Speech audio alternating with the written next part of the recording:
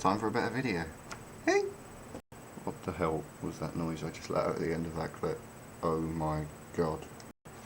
Hey, so, this video I'm going to talk about long distance friendships and relationships. As I said in my previous one where I looked like I'd just been dragged through hell, which I pretty much felt like I had been.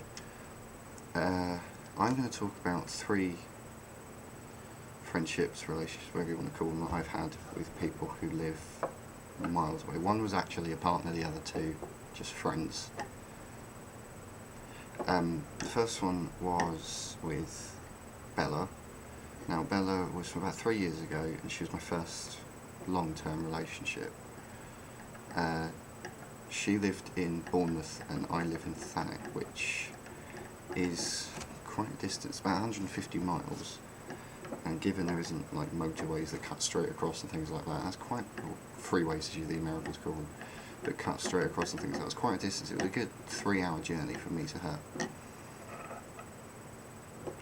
Now I met her through someone I used to talk to, I don't talk to anymore, who introduced me to her. Me and her got quite close, so we decided we'd meet up in London, the capital. Now when I actually met her, I kind of knew at that moment that I actually wanted to be with her. She was literally perfect for me in every way, and so we got together. Now I can say honestly, all the time that we were apart was like hell, but it made it the more special when we were together. Like, she was the absolute love of my life, the first person I fell in love with, and she lived all that way away. I mean, I was going down and see her every holiday. She'd come down to me for holidays. You know, it worked. I mean, it worked for a year and a half. It kind of, we just grew apart eventually. It was fun while it lasted. You know, I've got a lot more good than bad memories with her. We're still friends now. We're still very, very close friends. She's probably watching this. Hey, Belle. My hair has gone mental. My hair has gone absolutely mental. Next person I'm going to talk about is someone who I've only been speaking to this year. Now her name is Catherine, although she prefers Kinami, or Cat, and she is in Romford, up near London, so it's slightly closer to Bournemouth. I'd like to think we're quite close friends. I trust her with most things. I feel like she trusts me quite a bit. I've only seen her once. I went to stay down for a weekend, and it was quite a good time. Most of our friendship's been over Skype and things like that, and just generally having a laugh as you do with your friends. And it's interesting having these friends that are so long distance, because you don't need, you learn to not need the physical part. You learn to respect that person for who they are, rather than, you know, the hugs and things like that. Well, God, when I say the physical part, I do not mean, no, I don't mean I shag everyone. That's not what I'm saying. What I'm saying is I meant the physical part, because I'm quite a huggy person. Everyone knows. Anyone who knows me knows that I enjoy hugs. It's just me. You know, I do make quite a big thing of making sure I meet these long distance friends of mine. Kat has to have been one of the best people I've ever, like, best huggers I've ever met. Absolutely phenomenal friend. And once again, even though it's the distance, it's really, really worth it, and we're still friends now. She's one of the people watching this as well. What I'm trying to say about a long distance thing though is, like, go for it. If you meet someone online and they do prove out to be a genuine person, I mean, I'm not saying trust everyone who says they're someone online. I've had that. Actually, yeah. I'll explain. Be careful when you're online, because I have had someone that I got quite close to, and thankfully before anything happened it was revealed to me that they weren't actually who they said they were.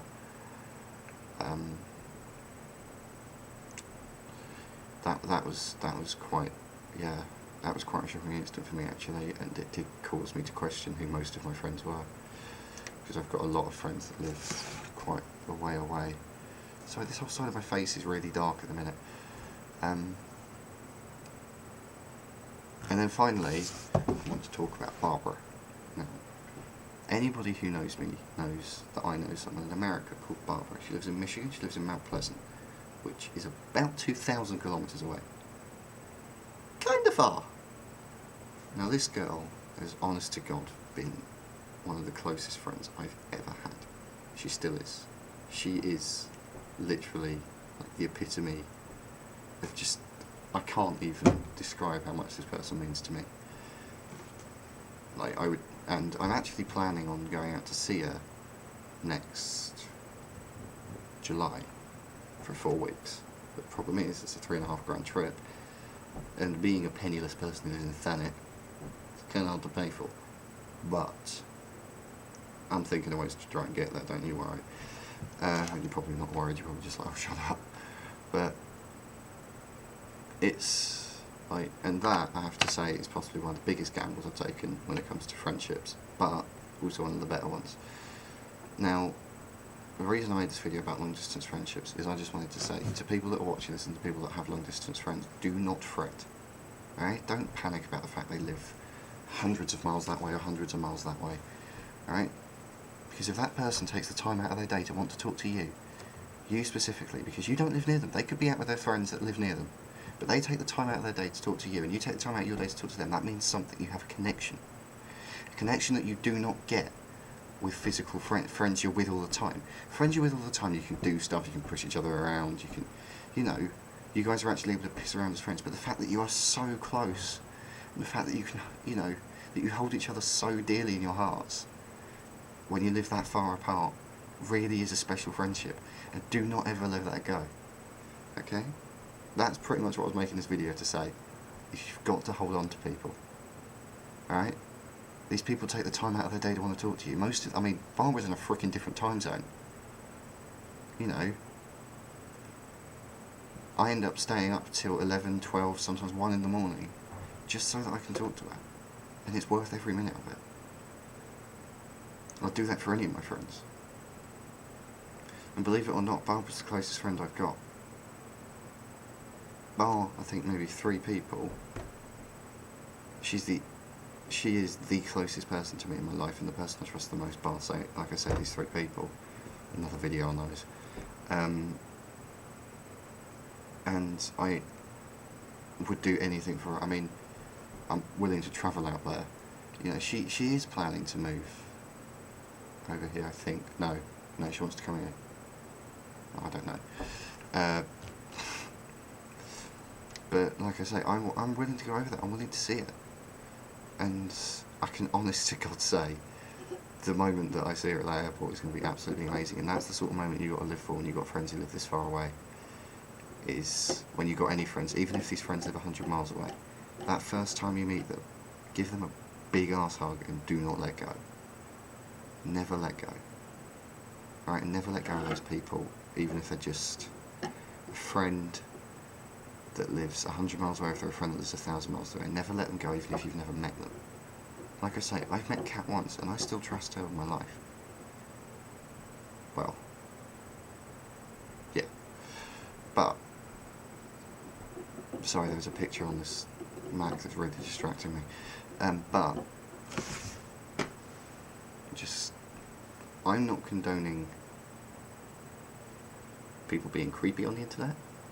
What I'm condoning is people being sociable and being friendly. Do not be afraid that just because someone lives in another state, another country, another continent, another planet, don't be afraid to be friends with them. You never know who's out there. In the entire world, there's millions of people just like you. Well, not just like you, but that are into the same things as you, same hobbies, same interests. Don't just limit yourself to your nearby. It's a community locally, but you got to expand outside. You got to think outside the box. This is what I do. And look at me, I'm fine. Yeah, okay, so most of my friends live miles away, but